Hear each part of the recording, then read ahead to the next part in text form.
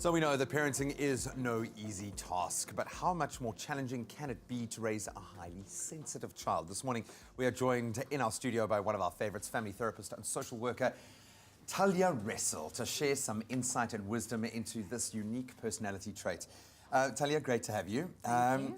I took a deep breath because I think I'm one of those that when we talk about ADD, when we start dishing out classifications of a child, there is always a big danger that someone is going to start self-diagnosing, is going to turn to Google, is going to start painting their child with a particular brush without fully understanding what it means. So I think the most important thing here is to set it out in black and white.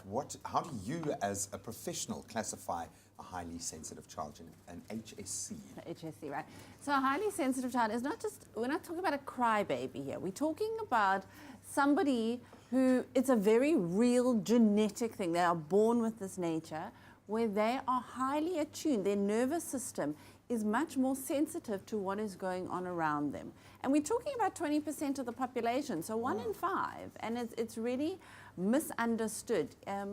By being highly sensitive, it means you're picking up on the nuances, you're noticing more, you're thinking more, processing more, and just more attentive. And I also just want to say, it doesn't mean that the rest of us are not sensitive, meaning, in a different way.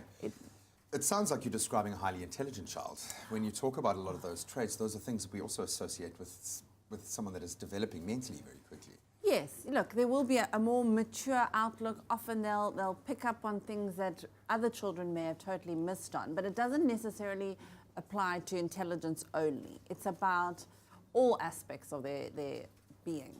I'm sure there are a lot of parents out there going, aha, now I understand. So what necessarily should we look out for within our child's behavior to know, okay, this is probably where we stand? So one of the best ways I describe to parents is you get the orchid and you get the dandelion. And most kids are dandelions. They grow wherever, however, they just have this resilience. Now the orchid child, the more highly sensitive child, is the one who needs optimal environment. They're more temperamental, so they need things to fit, to be just right for them. And if that works, they bloom into the most beautiful orchid.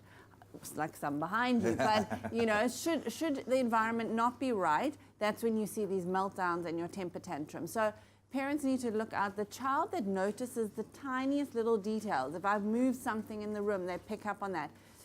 If you say something to them, and 6 months later, they're like, but you said, and they can remember to the detail. Also asking big questions, sort of more mature for their age, thinking about very serious topics and what that means. And then also the child that gets overwhelmed very easily, sensitive to noise, to light, to taste, to the cold, to the label on their clothing, just a high sensitivity. As a parent, and I know we're going to luckily have another opportunity to continue the conversation, but as a parent, what are the major challenges then that we face? Because I know children are emotional beings. They're learning about their emotions and they're finding their place in the world. But how do those challenges get exacerbated?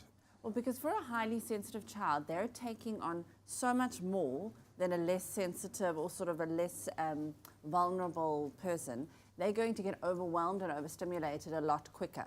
So if the average person's seeing 10 colors, the highly sensitive child is seeing in 25 colors. So that stimulation results in a lot of feeling overwhelmed, overstimulated, and needing to find a way to release that. So that's one of the big challenges for highly sensitive children is needing that downtime and a way to decompress. Not to paint it all with one negative brush. Obviously, being a more sensitive being does come with benefits. What do you see balancing out that equation? Absolutely. So high empathy. This is the child who feels things for other people, can be moved by music, can be moved by other children's pain, very kind, very insightful. They're the child who can be very imaginative, very creative, come up with these elaborate stories for themselves, and they're hardly ever bored. It's a superhero trait. It's one that I identify with strongly, so it's definitely not all negative. It's just learning how to use your superhero power. I had a good chug in the airport when my baby arrived home after only a 2-week absence, so I have a feeling that I might fit into the one side of that particular equation. But absolutely love it, and I love the fact that we're opening this up so that parents can get a deeper understanding of. We're not classifying your child, we are giving you an opportunity to learn and know more about your child. So, Talya, thank you so much. Really interesting discussion. We're going to continue talking about highly sensitive children and how best to bring out the best in them a little bit later in the show. So we're going to continue a very interesting discussion now. We are honing in on highly sensitive children this morning. And we are giving you some clues as to where your child might sit on that scale. Talya Ressel, our family therapist, has been unpacking this with me. And it is so interesting because it must be quite a broad scale. And then we weigh in with different genders. How does this hypersensitivity exhibit in boys as opposed to in young girls? So it presents equally. I mean, there's no gender bias that it's more for girls, but what we come across is the social construct, these social negativities around boys being sensitive. You know, you don't cry, and that it's our baggage, not theirs. Totally. And so we teach boys, to suppress all emotions except anger. Anger's okay. And for a highly sensitive child, that's extremely hard. So if parents can start to become aware of our biases, our negative traits and baggage, like you say, about how we view sensitivity.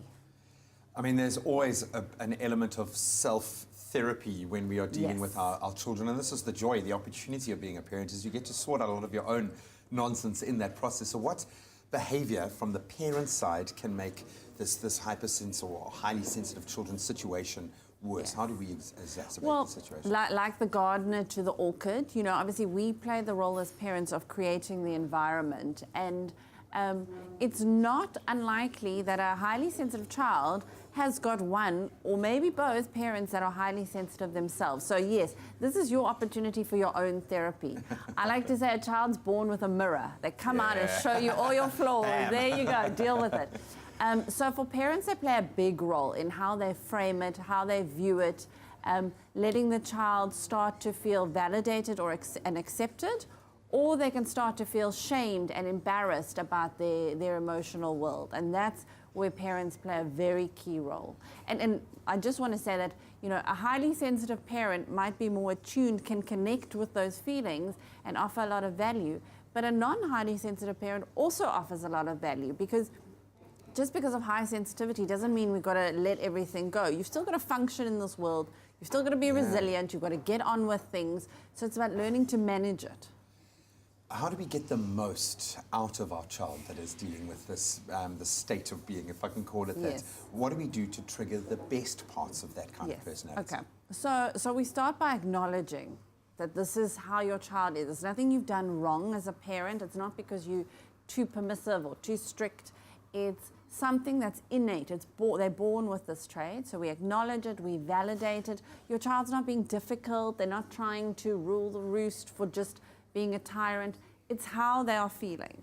So validate and acknowledge. Then what we also need to do as parents, we can help manage some of the situation. So don't let your child get overtired or hungry or, you know, too much stimulation. Give them downtime after school, because you know they're going to be soaking in so much more. So we can try and protect them somewhat. Those are areas you can actually control. Absolutely, absolutely. Then what we can also do is how we frame it back to your child. So stop being a crybaby is not going to be very validating for them. So how we respond to them when they are emotional, acknowledge it, give them tools to manage it, teach them about going for a walk when you're so stressed, or taking a big breath of like you're blowing up a balloon in your tummy.